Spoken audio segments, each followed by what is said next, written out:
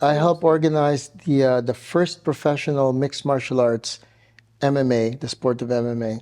The first professional MMA event in the promotion in China, in all of China Wow. actually. When I talk about pro, it was a sanctioned fight. It was sanctioned by the Beijing, athletic commission, and it was a professional fight. The fighters got paid to fight, so it was a pro event in every sense, and it was professionally run. There was matchmaking. There was we got official referees. We had official rules. It was held in a big venue. It was held at the Beijing Sports University. So yeah, yeah, it was the first time of its kind. Oh, it was a year Yeah, as a later that you director. guys just knew each other, but it was a year later that Yeah, it you was a saw her year again. later that Okay. I saw her again, and then she turned out to be a martial artist as well. Not just a small martial artist, but a very accomplished martial artist, a world class, world champion, U.S. champion martial artist, that kind of thing, that kind of level, and really into it. And she blows me away. Actually, I think in so many ways she is a much better martial arts performer than I am, and Wow. and she inspires me just as much as I inspire her. And she pushes me as much as I push her. When I'm lazy and I don't want to train, she's in the mood for training. Let's go Right. train. Let's go train. And then if she's lazy and doesn't want to train, I'm in the mood for training. But because being fit and being ready, ready to fight all the time is a part of who we are, it's easy for us to inspire each other. If I'm feeling lazy, the one thing I can't say no is a workout. She'll say, Yeah. "Let's go work out." I'm like, okay, let's go.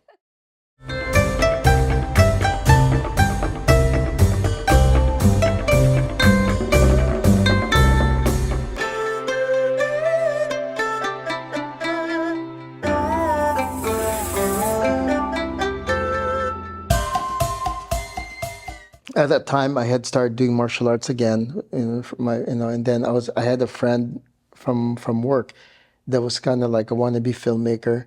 So we ended up like going, me too, and then we started like. Then it kind of drove my my passion, brought up my passion for film again, and Yeah. I realized to myself, this is what I want to be all along, and I just let it go because of economics, because of money, because of finances, and now I'm in a position to pursue I was ready, I was 40, and I'm like, wow, I'm not getting any younger, and I was in a position to pursue my passion, something that I may never be able to do again. The one chance I have. I didn't know whether I was going back to the States or not, but I knew I was in China and I have this chance. And I said to myself, I'm going to do it. So martial arts and film. So then I quit my job. After I finished integration, I didn't even wait for HP to buy my company. After finished integration, I was successful. I was like, job well done. Okay, I'm good. I'm done. I retire. So I retired from software in 2006, and I went full time into. Basically, my agenda was to go to film, obviously, but because it's too hard, and I have to take it one step at a time. In the meantime, I have to earn money. So what better way than to, start teaching martial arts so I can go to film projects from time to time. I started teaching martial arts, turned out to be a big hit. Wow. And then I ended up opening my own studio, and then eventually my own gym, and eventually several gyms, and it just cascaded and just became an entire enterprise for me. Was it because of the timing you feel like that, because martial arts is Asian, but then it's being taught by you who is not a local Beijing Yeah. person. Is that why Absolutely. it took It's off? it's all Because, about timing because I was yeah. introducing a martial art. At that time, China was opening, Chinese people were opening their eyes to the rest of the world. The Yeah. Olympics was coming up. They took Yeah. big pride in hosting the Olympics for the first time in history. And they were westernizing in a lot of ways. In terms of industry, they China was being capitalistic. I mean, so I mean, it was all about money now. It wasn't like the kind of communism that you see in North Korea, for example. Yeah. It's kind of a blend. It's not really. Not even, not even Not even, close. yeah. Not even close. Yeah. There's no oppression, zero oppression. This is 2005. I did not see a single oppression in China at all, except if you break the rules, if you break the law. But even that, breaking the law, I broke the law a few times. I got slapped in the wrist. Okay, we have to have another session about that. But yeah. I got slapped in the wrist, basically. And but anyway, yeah, and everything can be bought in China. Everything was about money, and life was about money. It's basically, and everything was interesting to the Chinese. So, yeah, they're the land of martial arts, but they're open to foreign martial arts. And I was introducing at that time a martial art that was very exotic to the Chinese, Muay Thai. Muay Thai, yeah. And that was also, the timing is perfect. That was also around the time that this movie called Ong Bak came out. Yeah, And it was yeah, a huge hit all over the world. And it's the first time people really saw Muay Thai the way it is, right? So thanks to Tony Jaa. And suddenly everyone think was Ong Bak, you know. It's like the new Bruce Lee. And I was teaching the Ong Bak martial art, Muay Thai. So people started coming to my gym, and started learning. And then I was also, one thing too, is I was also teaching foreigners mainly. I focused on the foreign market because a lot of Chinese at that time didn't speak English. Right. So there's a lot of foreigners working in China at that time, from factories to, to car companies, you name it, everything. Everything was, was every foreign product was coming into China. So there's a huge expat community. And a lot of them didn't want to go to gyms or martial arts schools that were taught by Chinese because they couldn't understand Chinese. And also they wanted to do something that's the whole world was into. And Muay Thai, whole world was into Muay Thai.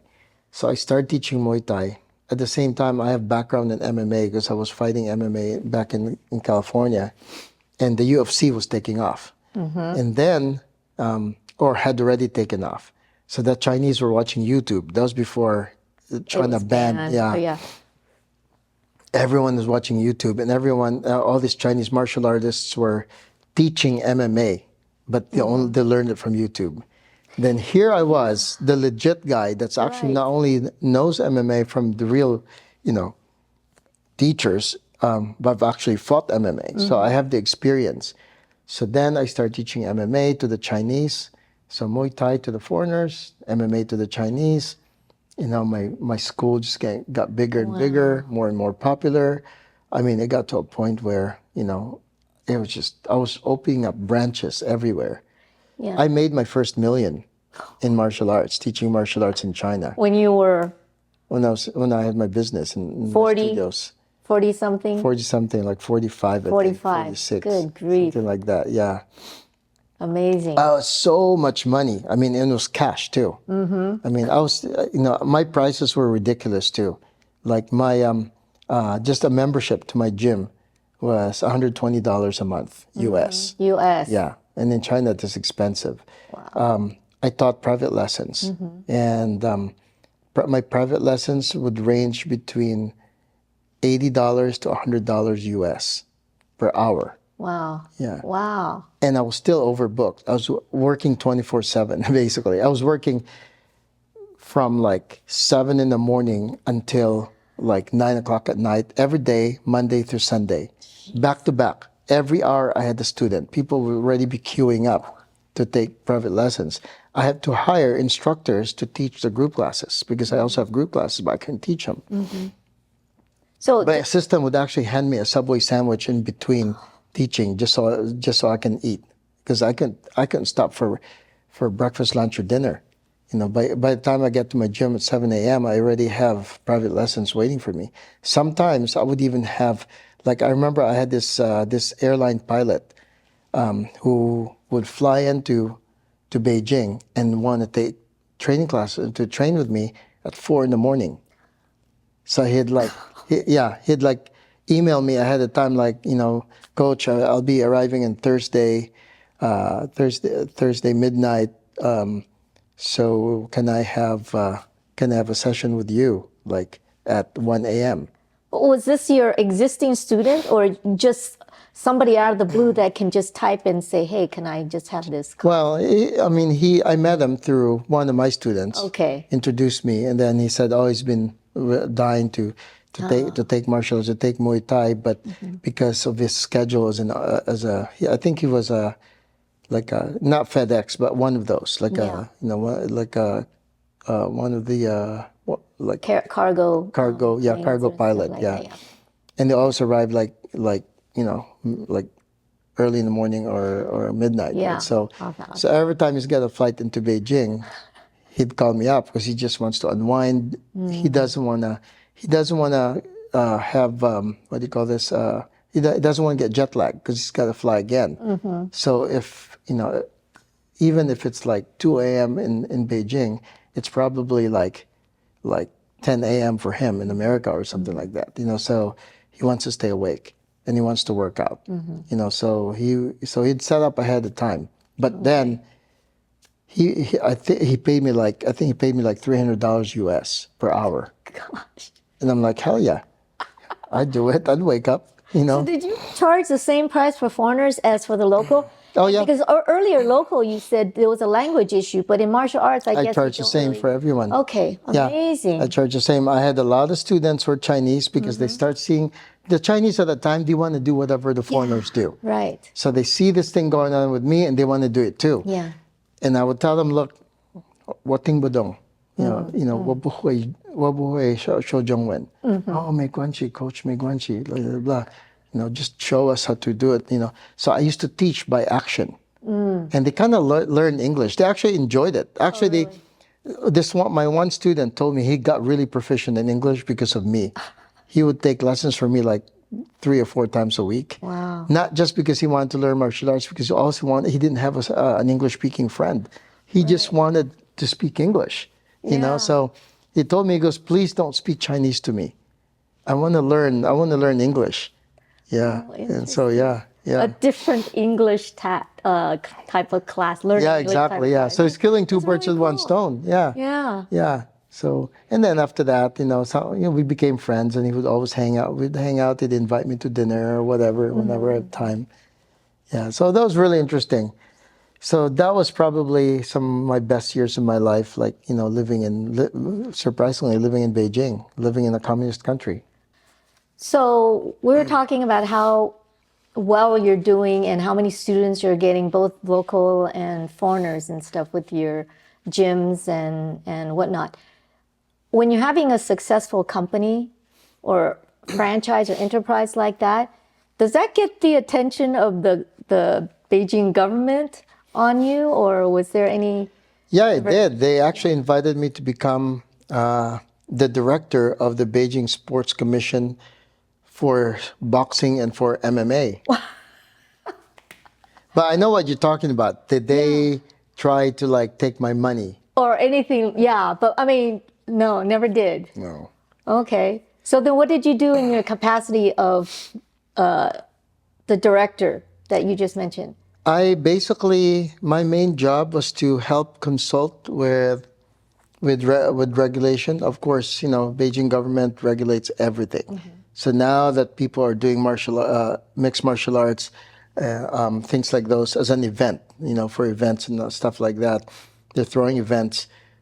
The government wanted there to be a regulatory system, to regulate how these events are managed, Right, what guidelines. the rules Yeah. of the game, sort of thing. So I provide input for that. Okay.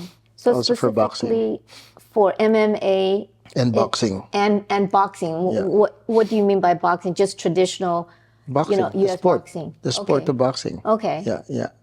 So they just wanted to, they just wanted consulting body, basically, to consult on how to regulate things. Even everything from the rules of boxing to the selection of fighters to to whatever,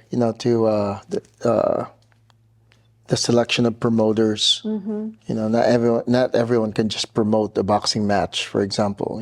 There has to be certain, grounds. You can promote a professional boxing match if you've had experience doing this, if you have never like done gambling or whatever. There's just, a lot of regulations. Oh, so it's kind of like a SOP for that Sort sport, of, or just guidelines, yeah. So- Creating guidelines right. for the sport. Do you think it's still using your guidelines that you've written or I consulted think so. into I think so. Yeah, yeah, I think so. Because I've seen a lot of MMA fights recently, out of China, and they're still in line with the guidelines that we provided before.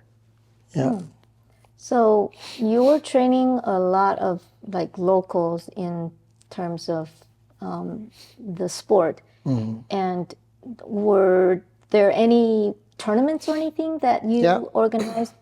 I helped organize the first professional mixed martial arts MMA, the sport of MMA, the first professional MMA event in the promotion in China, in all of China actually. When I talk about pro, it was a sanctioned fight. It was sanctioned by the Beijing, Athletic Commission, and it was a professional fight. The fighters got paid to fight, So it was a pro event in every sense, and it was professionally run. There was matchmaking. There was we got official referees. We had official rules.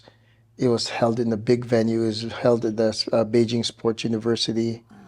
So yeah. It was the first time of its kind. And then was there an annual type of tournament thing every Yeah, then the promoter of that event eventually started promoting regularly, like every few months. But for me, I used that as a sort of a launching pad for me to build my own team of fighters, professional fighters, which I started taking abroad. So I coached the first professional Chinese MMA fighters to fight overseas. Wow. Yeah, on the world stage. So I coached them, and then that was like December 2005, and then by 2006 I was regularly coaching Chinese fighters on the bigger stage until 2009. The first Chinese fighter to be accepted into the UFC, which is the biggest mixed martial arts organization in the world. The most prestigious. They brought in the first ever Chinese fighter, and that was my student. Wow. So we went to Australia, Sydney. Oh, you would accompany them?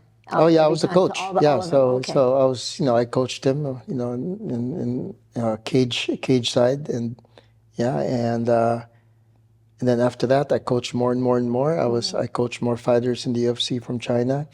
I was the coach of the current world strawweight champion, female champion in the UFC, Zhang Wei Li.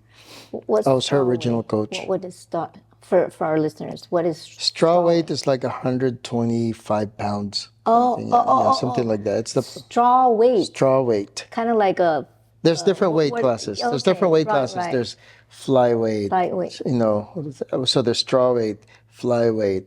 Okay. Lightweight, bantamweight. all Okay. the Yeah, way yeah, up. yeah. Oh, strawweight. That means like it's really one of the very lightest. Yeah, people. it's the lightest weight. Oh, no wonder I never really heard that yeah. part. Okay. Yeah. So the different weight classes, and it's only for women Okay. in the UFC. And she's still fighting right now? Yeah, she's still the champion. Oh, wow. So what is the feeling like when you see your students that you've coached before in the worldwide arena? You did. It's nice. Yeah. It's a feeling of legacy. I mean, I feel like I've, I don't even have to brag about it. It is what it is, right? These are my students, the top Chinese fighters in the UFC, which is the biggest mixed martial arts platform in the world. The top Chinese fighters are my students. So that's my legacy. They would never have gotten there if it wasn't for me. So, so that's how I feel. I feel good about it. I'm proud of them and I'm proud of myself. So yeah. Yeah, I swear I mean, it's I don't walk around bragging to people about it, right, right. but it's a personal thing. Yeah. It's a legacy thing, so I know that I did a good job because I've left behind that kind of legacy. And as I move forward into a whole different stage of life, in a whole different career, whatever I left behind, I left behind on a good note, on a much, much better note than most, so yeah. Yeah, and not a lot of people, I would say, would be able to do that Right. in terms of being really proud of all the different Yeah, things that they've yeah. done. No, it's just amazing. So then, how did you get back in the film business? Because now you're So again. yeah, so anyway, I was deeply into the martial arts thing, my business. I was fighting professionally, coaching professionally, running, up to 12 gyms all over China, and I was pretty happy. And at that point, around that time, I kind of forgot about film. I was really enjoying it. And the thing about martial arts, it's not like software where I hated every day. Yeah. I only liked the paycheck at the Yeah. end of the month, but I hated every day. With martial arts, I loved every single day. And it wasn't even about the money. I was making a lot of money, but I didn't even notice. Yeah. I lived the same way, thought the same way, dressed the same way, just because I was happy to be doing stuff that I love. But, on the same token, I started forgetting about film. I started forgetting about why I did this in the first place, why I left software and started teaching martial arts on the side was really because I wanted to pursue film. Right. And as a matter of fact, I had some students that wanted to become actors, wanted to be in movies. And so I would train them to be in their movies kind of Was it thing. the foreigners or Foreign, the local? a lot of Okay, a lot of foreigners. Yeah, They would yeah. like, oh, I'm gonna be in this movie or that Chinese movie as a martial arts guy kind of thing. So I'll train them. And sometimes I would have like casting directors they would call my gym looking for fighters that they would put in casting movies. I would never volunteer myself. I was no longer interested. Right. I would send my students over. So it's in this token that I started with the Jackie Chan thing, right? So there was a movie that was casting, and they needed a Muay Thai fighter, preferably a foreigner. And one of my assistant instructors, this guy Chris, this French guy, he's tall, good looking, wants to be in movies, kind of thing. So when Jackie Chan's casting director called us, I thought of Chris right away. So I told and Chris was obviously interested, so he got the part. So he was getting ready to go shoot this movie, Police Story, and 2 days before, or even 2 nights before he was supposed to show up, before his call time, he got really, really sick. He had the flu. And Chris called me and said, Coach, I can't go. So I'm like, okay, what do you want me to do? He goes, I don't know, but I'm just gonna call the Jackie Chan. I got the casting director, tell them I can't go. So you might get a call from them. You just have to deal with it. So I'm okay, sure, whatever. So the next morning, I did get a call from the casting director. They said, do you have anyone else? I'm like, no, actually, I don't have anyone else. And said, I have them Filipino guys here, but, I referred them to you in the beginning and you guys didn't want them. And she was like, well, we really need something because we don't have time to cast anymore. And she's like, what about you? And she's like, I'm like, but I'm not French. I'm not foreigner looking. I was like, yeah, but you're good looking. You should do it.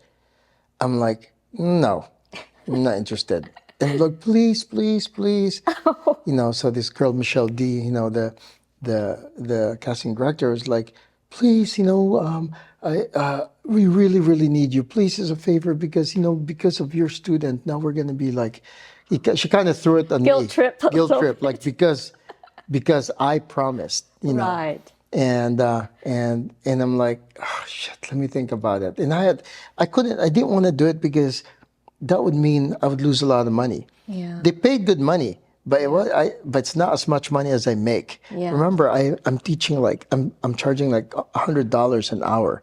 I'm teaching like 8 hours a day, so I'm making like, like $800 to $1,000 a day. Oh my God.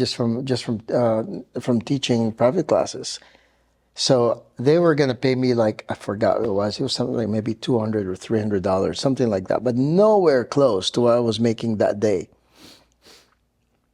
And then they wanted me for 2 days, which ended up 3 days.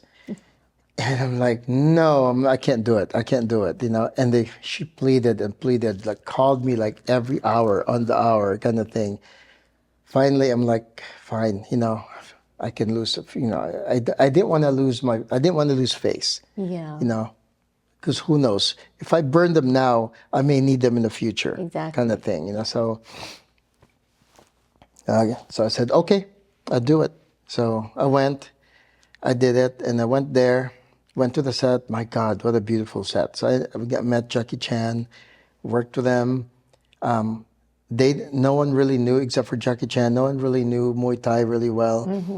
So I ended up not just being an actor, but also choreographing the fight scenes, so it was cage fighting. And I guess I did really well.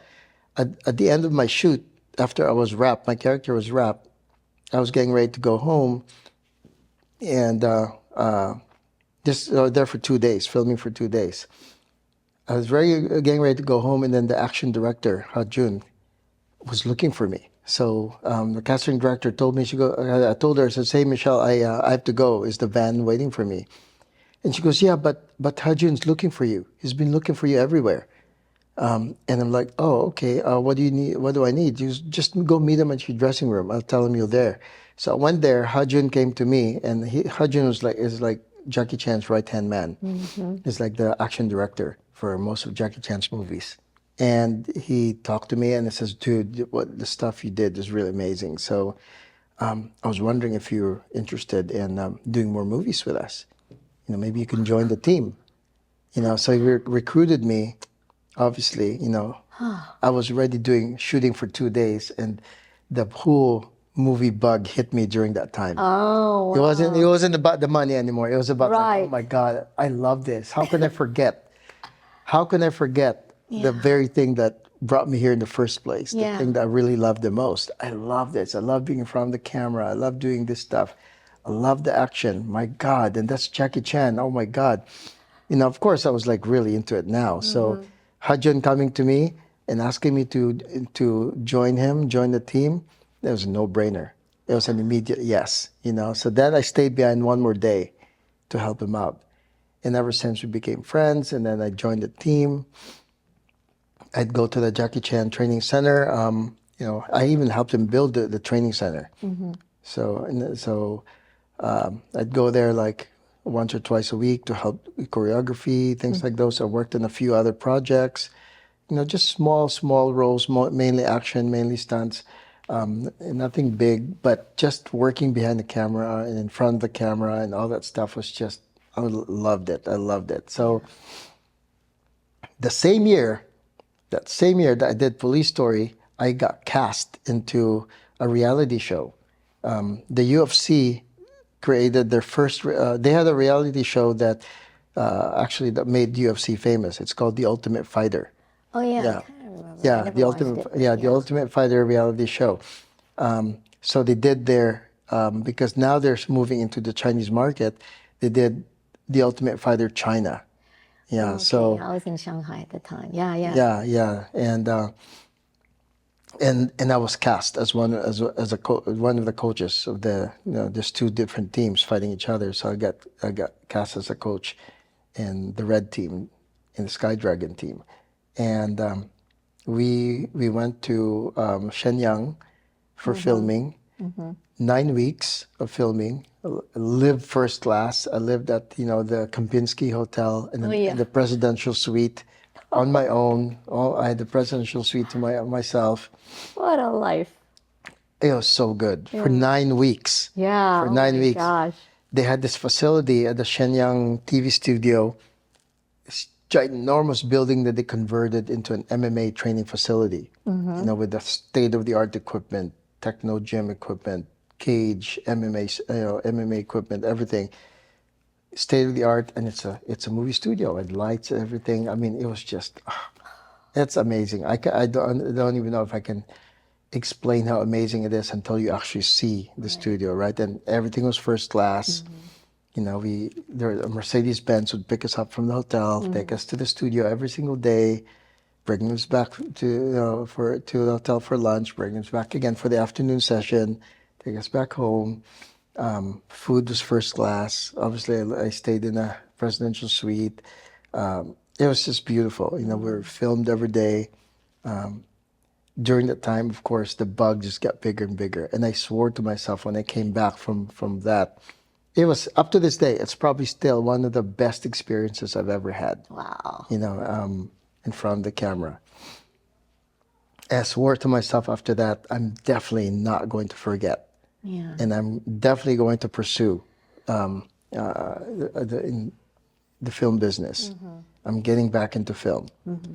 And I remember coming back from that, talked to my girlfriend at that time, told her how I want to find my way back to film. And she said, do it, And then the next opportunity came about when we went on vacation to Cebu.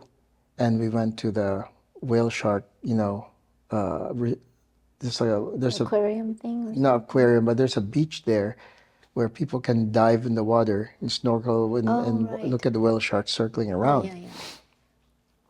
Well, my ex-girlfriend at that time, she was an environmentalist, so when we got there, she was really like disturbed about the whole situation, how the whale sharks couldn't do their migration around the world because if they got to that point, they're being fed. And they just follow these boats in a circle just so tourists can see them. So they don't leave. They never Right. leave, So anyway, she thought, because she's also sort of in the industry, she was an anchor for CCTV News. She had her own news show. And so she was really like disturbed by this whole thing, and she wanted to create a documentary. And so I directed the documentary. She produced it.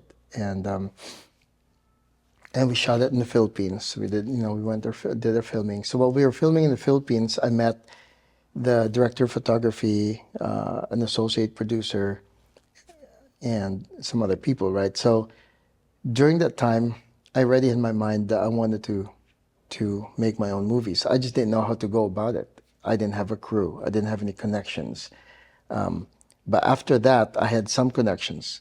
I became good friends with this Japanese DP, director of photography. And I told him about my vision, about what I wanted to do. And he said, just do it, I'm here I'll support you. Let's do something together. So after that documentary, I was even empowered when the documentary got bought by National Geographic. And I'm like, wow, I can make a living out of this. I just have to invest time and money into it. So then that's when I decided I'm going to quit my job again. Yeah, so I had quit my job in software, right? To go into martial arts. Yeah. Now I'm going to quit martial arts. And I'm making, at that point, I was making a ton of money. But then I'm like, it's not about the money, it's about the dream, right? Yeah. So I'm like, I'm going to give up my martial arts again to go into film. And not only that, film is expensive. So I have to invest my savings into it, And I did, and so I basically sold off all my gyms, one at a time, finally sold everything. And I embarked on my film career. So it took me about almost 2 years. The first year, about 2 years. The first year was just trying to pitch stories, all that stuff, getting doors closed in front of my face, whatever, and just pitching. And then towards the end of the year, I realized nothing's going to happen. So I'd spent a lot of money already traveling and, whining and dining people and, and lost money because I wasn't working. So whatever money I had left, I invested and created a short film that I thought would showcase my work and my acting. I also starred in it. Not starred in it, but yeah, I was in it. I was one of the main people.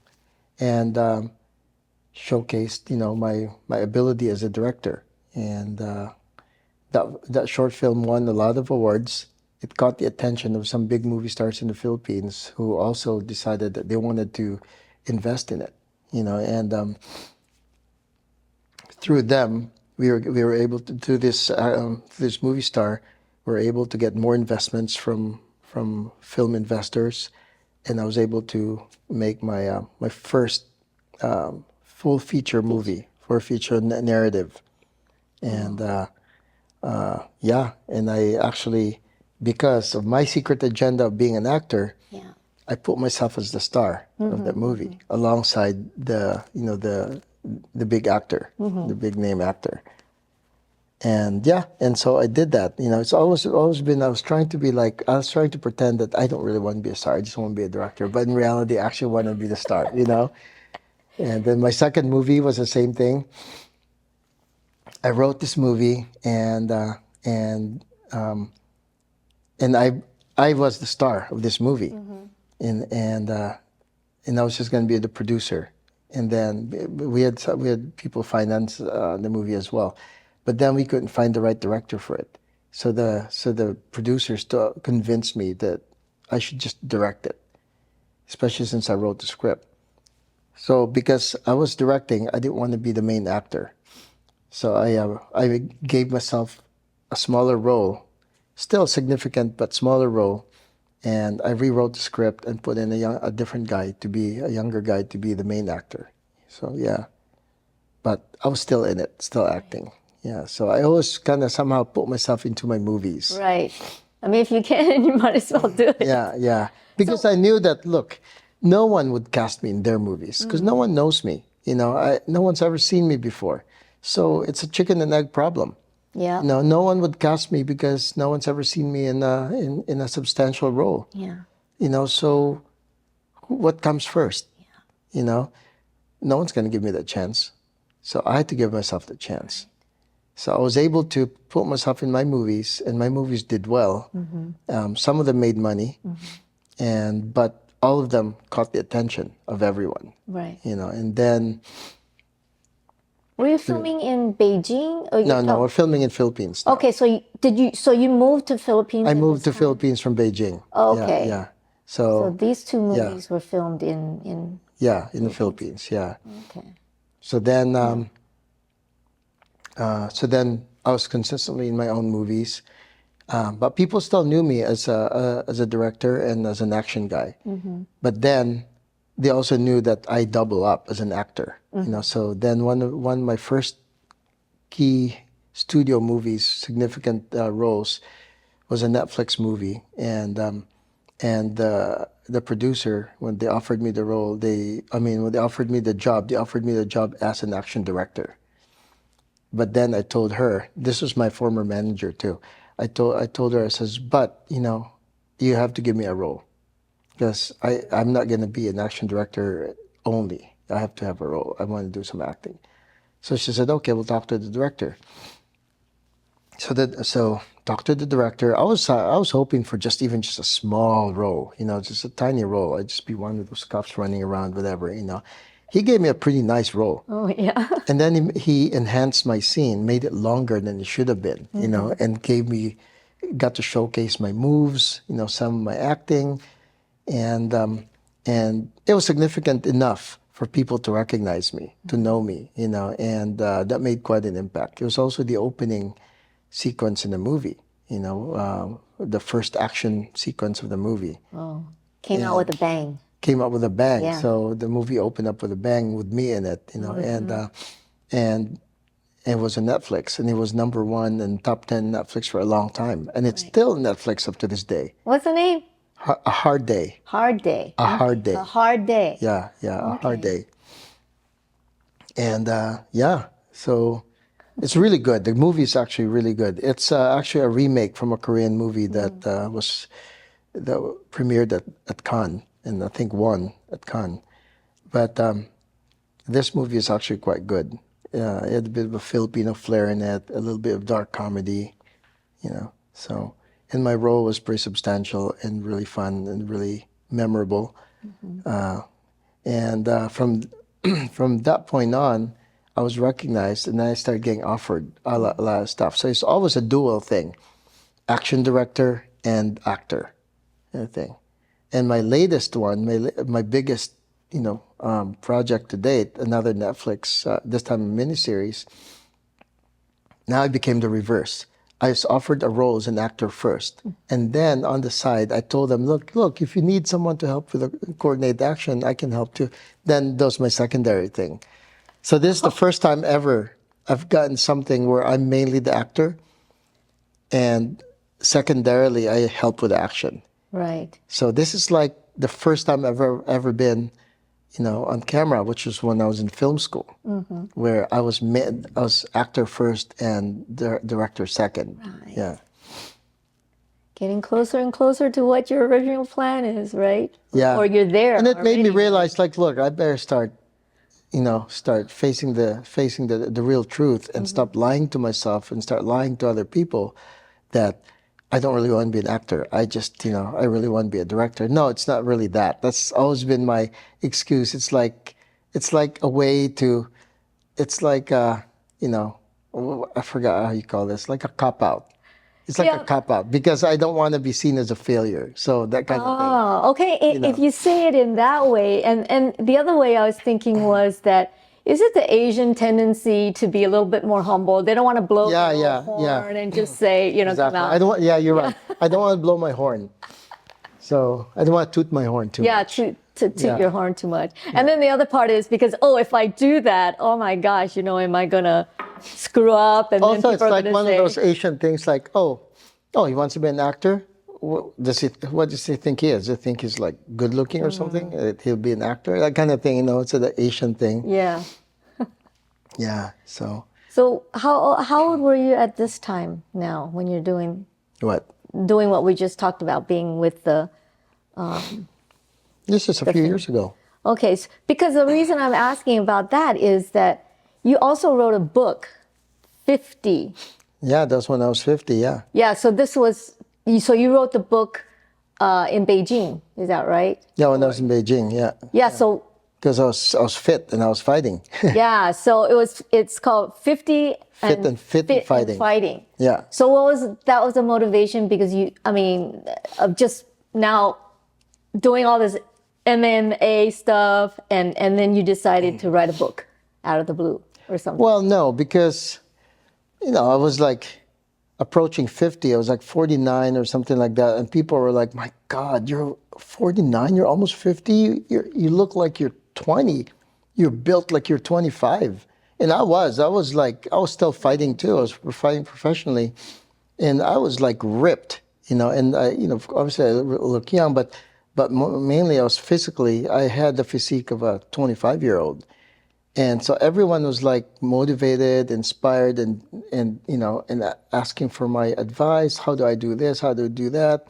I had like clients who were like VPs of development at Mercedes-Benz, or like, really want to, stay youthful because they're getting older, they got kids, they got whatever, they got a stressful job, and they're like, how to be like you, Vince? It's like the most normal thing people say to me. Like probably when I meet people, talk to people, and they find out about me, especially my age, it's almost like, oh, how to be you, kind of thing. And I realized, you know what?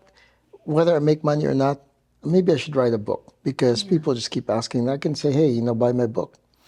And so 50 Fit and Fighting was something coined to me by a couple of my students. And they're like, yeah, man, you're going to be 50, but you're still fit and fighting.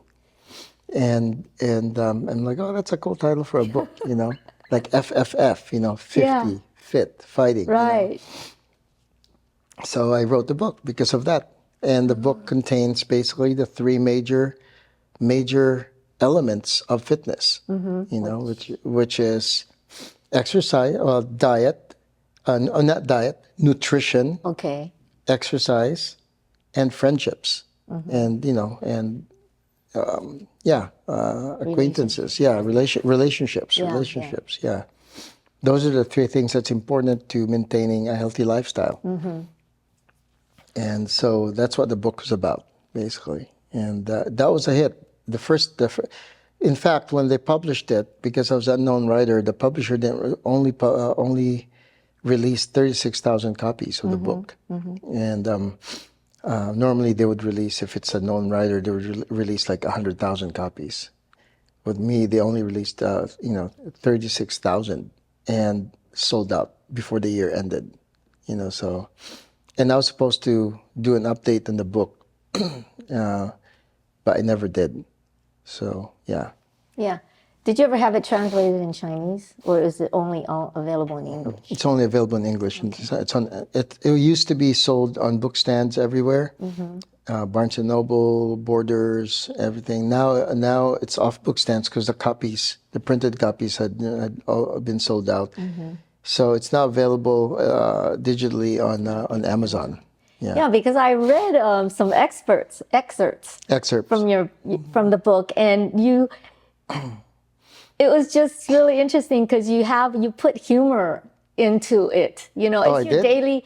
Yeah, there's maybe. maybe it's because I kind of know you, but you've Maybe got. I did, It's not funny, ha ha. It's But it's light. like yeah. It's yeah. like little things that happen in your life that you kind of maybe make fun of or take light of. Yeah. So anyway, it's available on Amazon. But that brings me to your next part, is because you said there's three things that was really important for you at the time: nutrition. Still is up to now. Yeah, and nutrition. What is again? Exercise. Exercise and relationship. Relationship. Right. So relationships. We haven't talked about relationship. Well, relationship is like, okay, so if you want to stay healthy, your partner better be in the same boat. Yeah. Because how can you stay, it'll be a struggle to stay healthy with someone who doesn't give a damn. Yes. And that would put your relationship, your marriage or whatever, in jeopardy because you guys will be going two different paths. So to me, if you want to be healthy and your partner isn't, it's your job to convince your partner to get healthy. So otherwise it's not sustainable. You can exercise for a long time, maybe for 3 or 4 months, maybe 6 months, but that's going to fizzle out because it's going to be stressful because your partner's not into it. Yeah.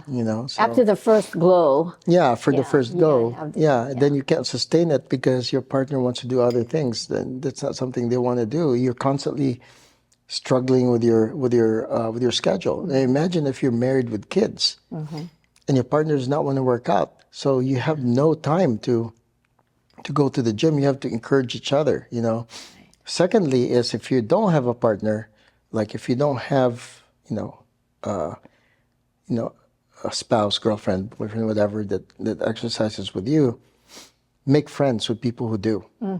Don't make friends with a bunch of obese alcoholics, because you'll never get anywhere. You go out and the first thing you guys do is hit a burger joint, and after that go to a bar. But if you're friends with like fitness type of people, what will be your normal activity? Oh, let's go for a run this weekend. Oh, let's go hike. Yeah. Let's do this. Oh, let's go surfing.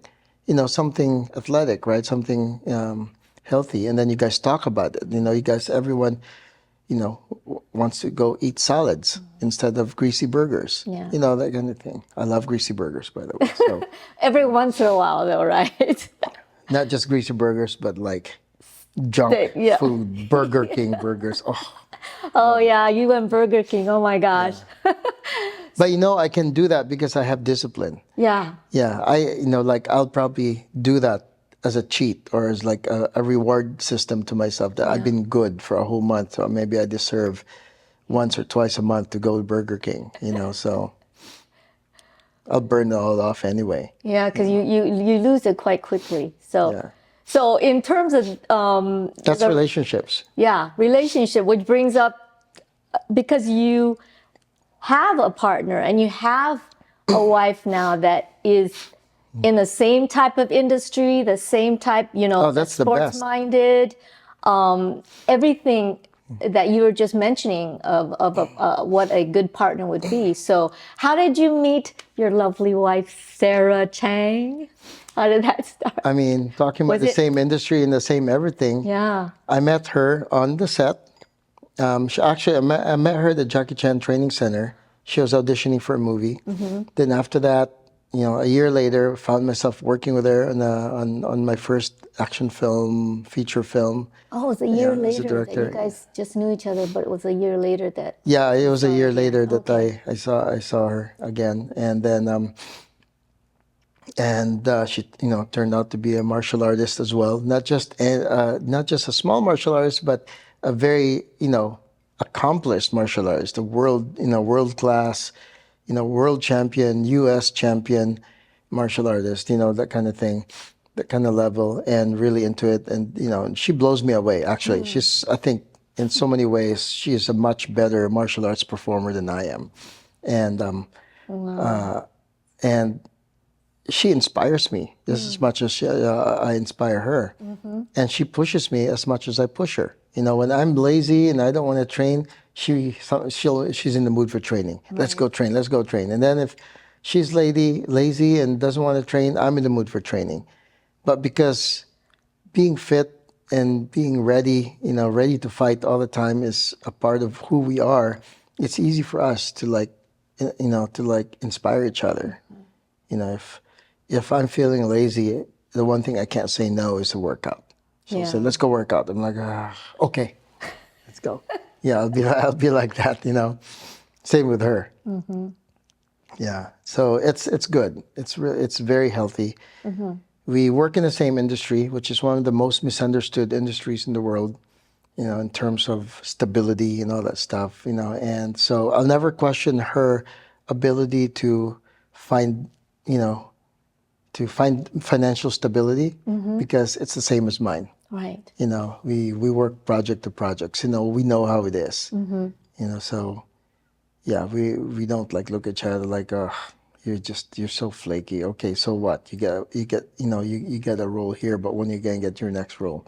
Right. Because we both know that's how the industry Industry works, works, right. and that's what it takes for us to get what it takes for us to keep going and get the next job. Because you guys have worked a lot together on projects. How is that? Because oftentimes people, husband and wife, that are together 24 hours a day with work, family, and relationship, everything. It gets kind of a little bit difficult sometimes. But for you guys, has Yeah. there been parts No. that were smooth all the way through? I wouldn't Pretty say much. smooth, Yeah. but I wouldn't say smooth, but I would say consistent. Yeah. There's no ifs and buts. I mean, sometimes we clash on certain things, right? But it's never like, I wish we didn't work together. Right. It's never like that.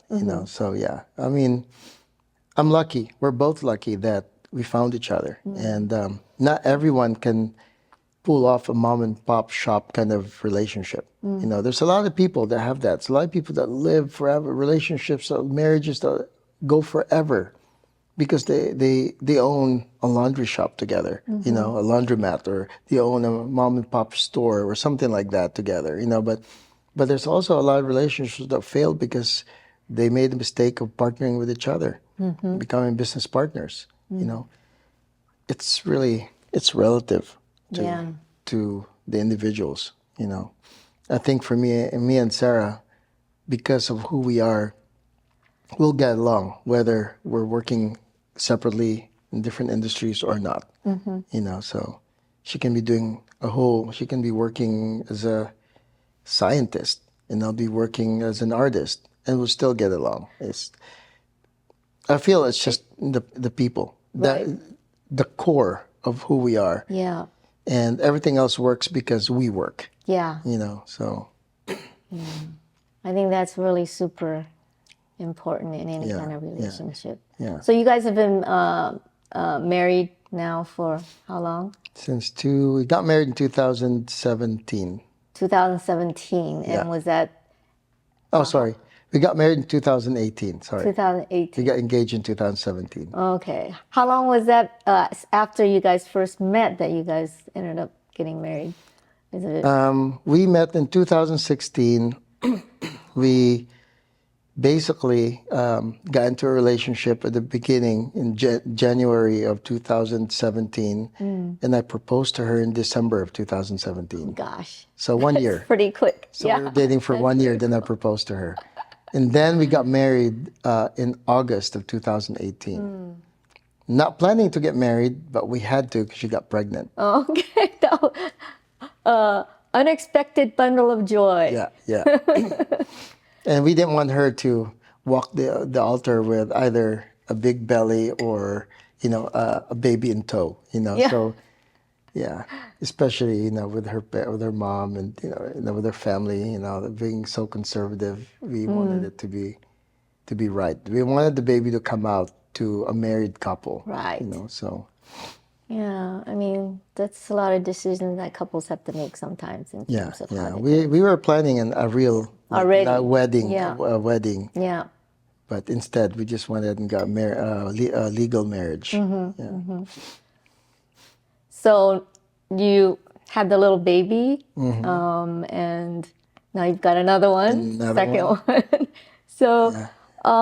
I've seen you and Sarah together with your daughters, and it just, sometimes when you see friends you see them professionally, and then you see them on a personal level, it just kind of makes you feel, wow, you don't imagine them like that working professionally, but in a personal life and the joy I see you have for your family and your kids is just amazing. It's amazing. I never really thought about it, never really, considered it, especially when I was living in China, when I was building up my career in film. And even when Sarah and I were together, it was like when getting married was okay, let's get married kind of thing. But having kids was like, maybe in the future, but not really. We was not part of the equation at all. Right. Yeah. And, but when the moment we had kids, even after we had our first kid, it was like, my God, why didn't I think of this in the first place? It's the best thing that's ever happened. I can't even describe. Never have imagined it. Yeah. Because I could not have imagined how amazing life would be when you have kids. No matter how down your life is, coming home to your kids. I have friends like in the Philippines, for example, who they struggle with their lives or their finances. But the moment they're home with their kids, life changes. It's like this bubble of happiness, they're living in a bubble of happiness. The bubble breaks when they have to go to work and realize they have to pay the bills. Yeah. But the bubble always happens again when they're around their kids, Joy is everlasting when you're with the kids. Well, do you think that being a father and having a family with kids, has that changed you in terms of your career-wise in the film industry, or how you think about things, or how you think about your characters that you play? It kinda, yeah, kinda. I mean, I think about, of course, like for example, my role now is such an evil person that originally I didn't want to play it because I didn't want to leave such a bad legacy in terms of as a character. Yeah. But my my producer and my manager told me that this is not the only role I'm going to play in my entire life. It's not the only role that people are going to remember me by. But this is a role that's going to open doors for me. Yeah. Because it's so tough and so memorable and so just, mind-blowing that not just the Philippines, but the whole world will notice me, and they will, and producers, filmmakers around the world will want me in their movies. I'm going to be that guy that I told you about, like the Al Young thing, and going to be in all sorts of movies because he's got this character that everybody wants. No one can get anywhere else,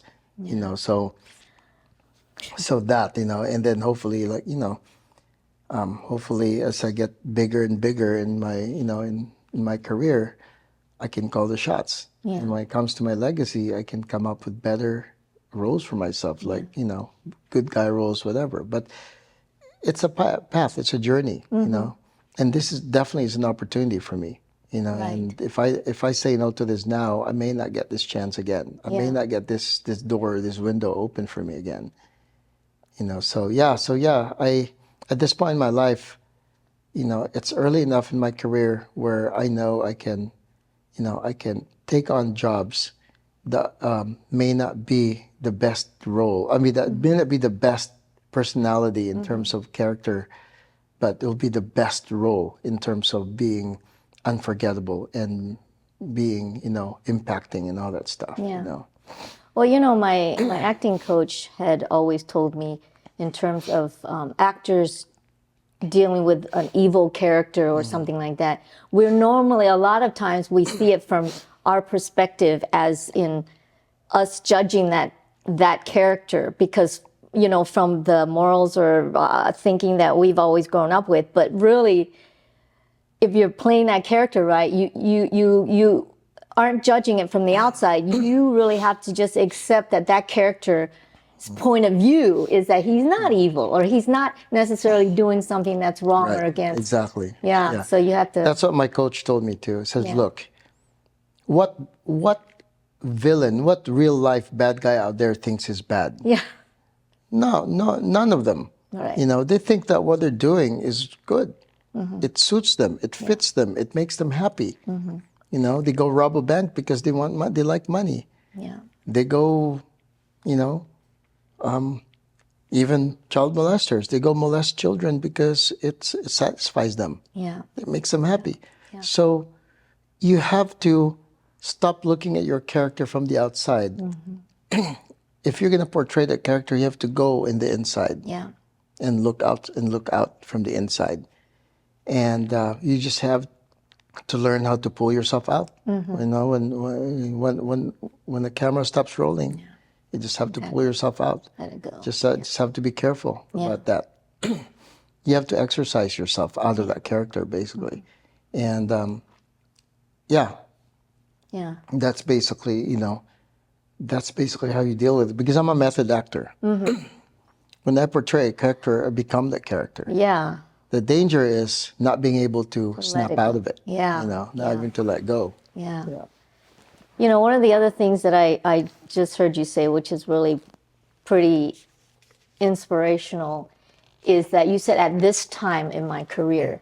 You know, because both of us, I mean, honestly, both you and I are not in our teens anymore, but we're doing things or that we really love to do, and we're a little bit older. And I think that's really important that people, it shouldn't be age that makes people think. And oftentimes, you know, depending on which country it is, age is a limiting factor for a lot of people. And the fact that we don't see age as that much of a limiting factor. Obviously, there are some things that we can't do like when we were younger, but, you know, it's really inspirational for me that it just sounds like, oh, you're in the beginning of another phase of your, you know, career. Yeah. Which is really starting cool. over again. I mean, I look back to when I was still in Hollywood, back when I was 20s, trying to audition for this role, that role, and getting kicked out of a role because my acting wasn't good enough. I didn't look right for the role, whatever, you know. Man, if I was 25 looking at me now, I'd be jealous. I'm like, wow, you're kicking ass. You know, I'd be jealous of me now. Yeah. I'm doing better than what I was when I was younger. You know, I'm getting cool. Yeah, heck yeah. When I was younger, did I ever star in a movie? Was I ever the lead in the movie? Saying. It's like a regular progression of life. When you're younger and you're getting older, you learn a lot of things and experience a lot of things, and you can make decisions from a different perspective. Yeah. And, you know, you should be better when you're older. And I'm more marketable now because there's always a role for everyone, right? Yeah. How many people my age can do what I do? How many people my age can still do action, can still fight, can still as ripped and as physically fit as I am? Yeah. You know, very, very few. But how many people at the age of 25 is ripped and healthy and, you know, all that stuff? Everyone. So that's the market I have to contend with. I have to vie for a role with probably 10,000 other guys that look exactly like me, are built exactly like me, all that stuff. But now, in my 50s, how many are there? Hardly anyone. Yeah. I don't get a lot of, of competition. Right. Yeah. Right. Okay. Wow. Thank you so much, Vince. Do you have any last words of wisdom from Vince Soberano that you can share with our audience? Not, words of wisdom. Listen to your heart. I agree. Meditate a lot. Spend a lot of time by yourself, listening to your heart. Because sometimes what you think you hear may not be what you think, what you actually heard. Yeah. So meditate. I mean, know what your dreams are. And if you don't know what your dreams are, then good luck to you. But I don't know what to say to you. But, if you never know what your dreams are, then maybe you probably are living your own dream. Who knows, Yeah. Follow your dreams. Follow your dreams. Don't judge others. Yeah. Because everyone's path is different. Yeah. Everyone's source of happiness is different. Just because you make more money than this guy doesn't mean you're better. Doesn't mean your life is better. Exactly. This guy's life may be better because he doesn't have to worry that you're worried about your money. Yeah. He doesn't need that much money to make himself happy. Yeah. And he's probably doing better than you are. Even though he doesn't make as much money, whatever. Money is money is a tool. Yeah. It's not the end all. Yeah. And I've been there. I've been there. I've made a lot of money. I've been a millionaire. I've done it. It doesn't do anything to make me feel better about myself. Honestly, Doesn't make the person. it doesn't make a person. Yeah. Do I look in the mirror and see myself with $6 million in the bank and say, I like this guy? I don't. Yeah. But do I look in the mirror now and say that? I'm like, oh, hell yeah. Yeah. Hell yeah. You know why? Because I made myself happy by doing things I love to do. Right. And I'm still doing well with my family. My family's still happy and well supported. So I have to say, with age comes wisdom, right? Age comes wisdom. Anyway, so where can people find you, Vince, on social media? At VincentSoberano.com. Okay. Both on Facebook and Instagram. Okay. Same username and on YouTube. Okay. At VincentSoberano.com. All right. And my website is VincentSoberano.com. Oh, I'm sorry. At Vincent Soberano for username. Yeah, but if you Google search you, they'll Or you know find what? you. Forget You're all forget over the the ads, net, right? Yeah, forget the ads. Forget the all. I even forget my own usernames. Yeah. Just Google me. Just Google my name, Vincent Exactly. Soberano, and that's it. And make It'll it simple. pop I'm up too the first thing. I'm too simple. I don't deal with like specifics. Yeah. All right. So thank you guys all for joining us today, and we'll see you next time. Thank you. Bye-bye.